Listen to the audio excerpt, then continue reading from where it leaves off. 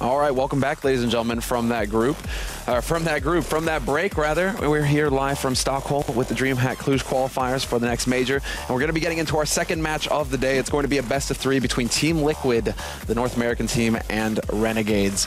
But as you guys can tell, I'm sure you've sussed it out by now. It's a different host on the desk now. I'm going to be taking over this show, and we're going to be having nothing but professional discussion, a very clean family show here, gentlemen. But, sorry, boys. There we go. That's it from Sado. You know, he's done. Well, yeah, we decided, you know, done. he just. I was going to say, well, how did you do it in the end, man? How did you go for that? Oh yeah. I'm not gonna tell you my secret. You know, it's just, you know, yeah. Rip, as Pala said.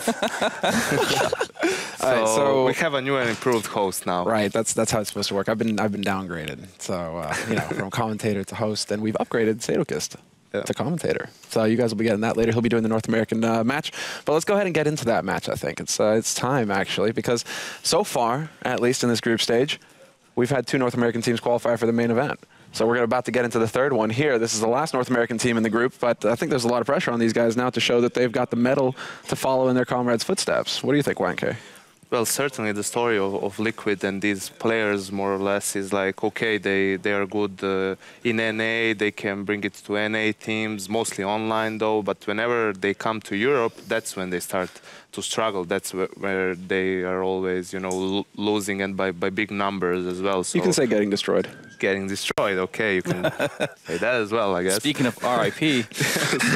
So the story of this team is now they brought in Hiko, an extremely skilled and an extremely experienced player who's been to Europe many times, played at majors, performed well, and we'll see if they've started playing really well recently online as well. They qualified for PGL, qualified here for Stockholm. They won the iBuyPower Invitational as well in NA. So they have a string of good results, and the question is, can they keep it up now on LAN here at the major qualifiers? Yeah, like to expand on your point there, when it comes to this online thing in NA versus online elsewhere, it's kind of like this practice partner syndrome that we see sometimes, and everyone who's played competitively can experience this to some extent. And the NA region is unfortunate in the sense that the pool of teams that they have to play against, it can easily lead to this situation where you're playing the teams instead of playing the Counter-Strike, because you get the victories if you're like, let's say, very outcome dependent or oriented. Like, okay, we're doing well against this team and this team. Okay, we're doing it right. But you know, you might just specifically be doing well against those teams, and this is how we find the problem for Liquid. But in Europe, if you're a top team, it's very, very obvious, you know, through consistency, you're playing such a wide pool of teams from all different, like, of the, you know, mini regions like CIS, you know, Sweden, France, all these different areas, that whether you're really doing well and playing good fundamentals in Counter-Strike or not. So that's the test there. They just keep on coming back, don't they? It almost sounds like a case of Stockholm syndrome. Okay, not to. What do you think? Not of that joke, but it's a lot about getting comfortable for them, for sure. Players like Nitro, he's been destroying in their matches in North America online, and he needs to bring that game to the LAN environment as well. And looking at them before in tournaments, it's always just seemed like they're just not comfortable, really stressed. And you can tell that by the way it applies to a lot of teams, actually. Just the way they execute and the way they time things is just not correct at all. It's a pretty little shoe there, by the way. Yeah, this is my favorite by far. Obviously, the addition of Hiko is going to be huge. He's got, like mentioned, so much experience, and maybe he's going to be the one that's going to bring that little calmness into the team and the way they play. Yeah, this is an interesting matchup, to say the least. Well, I mean, Hiko himself said it's like the first time he's playing with his real roster, at least what he considers his real roster in the last 9 months. But you know, there's so much history in this qualifier so far. We've had 2 major champions already. Devilwalk and Schneider compete for Dignitas and for the Wolves, or the Fox, right? The Fox. But Fox. Now we've got Hiko, and he's not a major championship winner, but he went into the semifinals, the deepest he's gone with Complexity way back in the day. In actually the event, DreamHack winner 2013, that Fnatic went on to win, Devilwalk and Schneider. So there's a lot of history already, you know, just within the first 3 days. Now, we spent a whole lot of time talking about, you know, our North American hope here, but we're going to start off the introductions with their opponents, and that's going to be the Australian hope, Renegades. A lot of pressure on these guys, and I think all eyes are on them to see big results here. Immunity are also competing, and they're going to be competing in the main event over on Saturday, but this is seen as the prime team of Australia. So, Natu, go ahead and walk us through this lineup. Well, I think the thing with Renegades right now is they've obviously had a bit of struggle after having that good period of time, and JKS, he's one of the players of this team, and he's been He's been together with Havoc here. Not probably had the best of times recently, especially Havoc. I feel like he's from the way he was playing earlier this year compared to the past couple of months. It's just not been there. I think he really struggled in London a lot. Yeah. Just giving a lot of entries to their opponents. He's certainly not been happy the way he's been playing recently. So he's hoping to bounce back, and that glorious beard.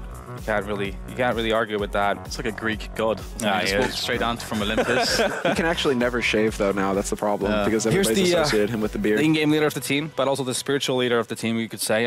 Really loud, really energetic. He seems like a really strict leader as well. Seems like he wants to make sure he has everything under control, and also does a lot of individual plays as well. We've seen him do crazy clutches here and there as well, so can really do that individual effort along with the leading of the team. And there we go. We move along here. AZR. Azza. Yeah, these nicknames though. Yeah, it's the hardest part of this all. It's just calling them out, to be honest with you. He's one of the newer players on this team, the lineup. A Jam. He's the AWP man of this team. That's pretty much it. I mean, he's probably going to be the biggest change that's been happening recently. I mean, Dan, what do you think about Yam's performance so far? Well, it's definitely been on the up, and the thing is, having a very solid AWPer is always going to be very, very important. But that said, I actually want to talk about just JKS and Azza a little bit, because these are the two guys that, JKS, this guy came out of nowhere, and we're like, holy crap, what is this guy doing? He's with the rifle, these crazy clutches. The guy's mechanics look amazing when he's rifling. He's very explosive. And equally, Azza's a very, very solid aimer. So these guys we can look to open up. But we have moved on to Liquid now. And go ahead and lead us on through them. Nitro, so I was talking to Nitro a bit before. He feels very, very confident. Of course, he's actually had a bit of a role change as well. He's going to be much more in the action and much more in the entry fragging. And this guy is very, very explosive as well. Great, great rifler. Very good under pressure. And still up and coming. Still trying to really make a name for himself. Everyone knows he's got it. And, well, everybody knows Hiko. He's even got a hat.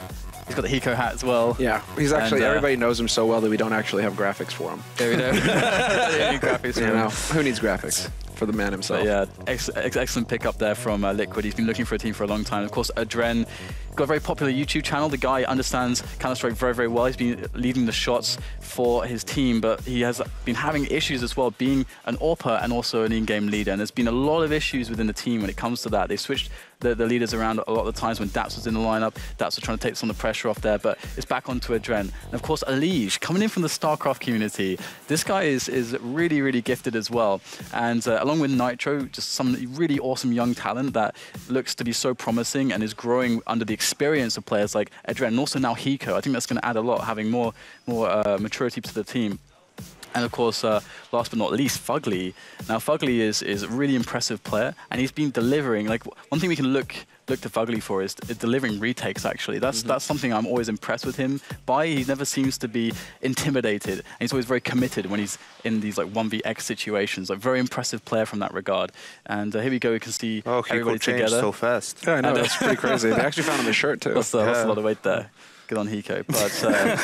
But here we go. We've got an excellent lineup of players, and this is a very promising team, I must say. Liquid have had a lot of troubles, a lot of scrutiny. They've stayed quiet under the scrutiny, though. We haven't seen any drama really from the team. Everyone's just they've just bared their heads down. They've just worked hard, and we're about to see the results of that. I mean, I think the biggest drama right around that team was when Hiko actually got signed, and everybody was like, okay, he's asking for twice as much as the next man on that lineup. But then, it sparks the whole discussion about, the worth of a player coming to the roster, not only in game, but out of the game with his own brand. He's probably one of the most forward-thinking players in the scene right now as far as building his own brand, constantly streaming. He's got his own cap, for Christ's sake. Yeah. Exactly. So, I mean, Hiko, he brings a lot to the table for this team, and I think we'll be seeing him in the lurk role. I'd be surprised to see him in any other role on this roster. Yeah, I think for them it's really important to get a good start, considering how things have gone and how much I'm sure their expectations for themselves is huge at this point. They've really upped their game, and now if they have a rough start, that could be really devastating for them, considering the situation and how everything's been going on around them. Considering the pressure, I mean, Ryan, we haven't heard too much, in the rundowns from you, but what's your impression of this North American team?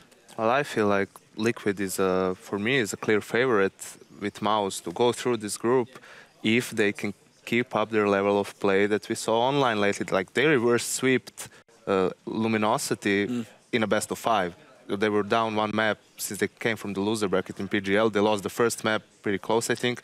Then they won the next 3 maps without even giving double digits to Luminosity, you know, which is quite a feat in my opinion, basically. So if they can keep that up, I think that they can take Renegades. I mean, map pool is going to be interesting as well, since, as we mentioned, like with immunity as well on those maps like Overpass, Cobblestone, Train, it's hard for them to get good practice on it.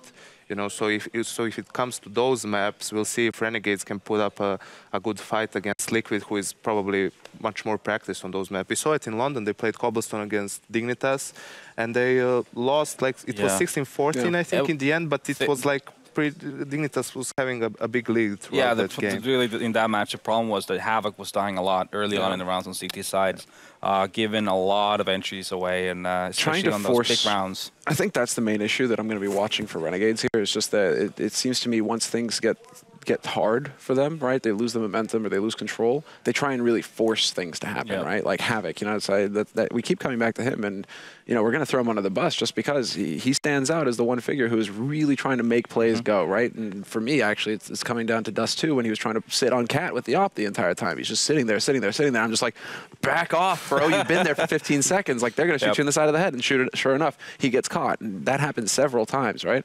So there needs to be, I don't know if that comes down to confidence on Renegade's part. There also was one detail to note, is that apparently because it takes them 2 days to travel over from Australia, the patch went live while they were on the plane, and they didn't actually have time to practice on the new patch, right? And this was, we all know how huge this last patch has been. That is actually a really big deal. That might be the main thing that makes a difference here. That actually, you know, the fact that they have the training rooms up in the hotel, maybe they've actually had enough time to get some confidence back. I think they're probably the team that spent the most time there out of all the other teams. So they realized themselves that their London performance was pretty underwhelming, and they worked really hard these past couple of days. So I guess it's time to see if they manage to improve on their play, basically, in that short time. Yeah, the cool thing for me when it came to Renegades, of course, when we first saw them pop up and do well with Vox, and we were like, whoa.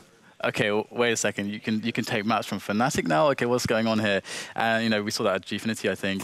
First of all, it seemed like that nothing to lose mentality really benefited them, because you have the nothing to lose mentality and the something to prove mentality. Something to prove mentality hasn't been working out so well for them lately. But generally speaking, you know, they seemed when they were at their best to really benefit from the basics. And if you consider the fact they're coming from, again, a region which, when it comes to the map pool, it's hard to actually play some of the maps, and you don't have the depth of teams to play against. You need to have very good basics. Like that's how you're going to win matches across the world. You need good basics, and that's what they showed: good trades, fast, good raw mechanics on players like JKS, and that's what we need to see for them to do well here. I feel that something we maybe overlooked here is that when we talk about Renegades, their team, especially about Sponge, that he's type of the in-game leader, or a player, as you like it, who watches a lot of demos, just like Sean Gers, and he studies his opponents. That's one of their strengths. He said it a couple of times that his favorite team to watch is Fnatic, and Liquid is a relatively new team, even though they played a couple of different maps. So we'll have to see if there's something he could pick up from those games. Well, get ready to strap in, boys, because this is going to be a wild one. That's interesting. That's Cobblestone straight to Renegades there. I mean, that tells me that they've been spending a lot of time on that map, and they were obviously not happy how things went in London, and now they want to show that what they have on the map. And from having talked with some of the other North Americans, I've heard that Overpass is actually not something that they thought was Liquid's best maps, and here we have Liquid picking it up. I actually talked to Nitro a little bit about this before, and he said that they actually felt like in this series this would be a very comfortable choice for them. I think it does definitely go back a little bit to what I was saying with how the map pool troubles are in Oceania. Yeah. But the biggest surprise for me, I think, is probably the instant Dust 2 veto from Renegades, because this, of course, is a map that is quite comfortable for pretty much any team that's got a narrow map pool. Basically, getting rid of Dust 2 is like, why would you do that? And it's a map that actually Liquid hasn't played all too much actually with this lineup. Yeah. But I feel like the reasoning behind the Renegades cobblestone pick is that in the match they lost against Dignitas, it was because of their sloppy city side. Yeah. And when you play loses because of your city side, you mostly have a mindset like, okay, guys, we probably like probably say, okay, guys, I played awful that half. It's like mostly my fault. At that point, like you're mostly when you're thinking about the your map vetoes, it's most like, okay, our T side was good, so that's the like maybe the harder side for us, the one, you know, that's more important for us. You're spot on. I mean, it's easier to recognize issues on their CT plays. Definitely. How do we position ourselves? How do we time things? How should we rotate or not rotate, basically? So definitely, you got a great point there. So what do you make of this? We have two of the outside outlier maps, basically, the ones that we really don't get to see too much so far, although I say that, and we saw Cobblestone already once today. You know, it wasn't like that the first 2 days so far in the groups. But we have Cobblestone, then Overpass, and Cache, which is a bit more of a standard map to wrap things up. For both teams, yeah. For both. I think this is really hard to predict. Like this match, I would have to say it goes to 3 maps. I can't really predict, you know, who's going to. If I have to say it, I'm going to say Liquid is going to take it in a 2-1 fashion. Okay. Okay. For me, I'm going to say Liquid as well, but I actually think that they can. I think they can close this in 2. There is, I think, Cobble is the crazy element, and that's the hardest to predict. But I feel like they should be able to do it right here. But again, we'll have to see. Yeah, 2-1 is going to be the scoreline. Which one is going to take it, though? That's the big question, to be honest with you. It's going to go down to Cache. I know Adren's team do like to play Cache a lot, but that's a map that we've seen Australians being really good as well. I'm going to be the rebel here. I'm going to guess Renegades. Just going to take it on Cache. You're going Aussie, huh? There we go. Okay. Going down under. And unlike Sadokist, I am going to make a prediction because I feel like I got to be a part of it too. And I am going to go with Renegades as well, actually. Whoa! All right. I think the hunger is there, that they were ashamed of their performance at London. Like you say, I think that they've been working tirelessly to get ready for this match. They knew who their opponent was going to be, and knowing Sponge, he does his homework. So Adrian, he's gonna have to be on point right now. But guys, the knife is underway, so we're gonna go ahead and throw it up to the casters now to start off this match. And I know one of them. I know it's going to be Sadokist. Who's the other one that's casting? I think it's Vince. Is it Metas? Metas. Great. Okay, perfect. It's going to be Sadokist and Metas to bring you guys the match.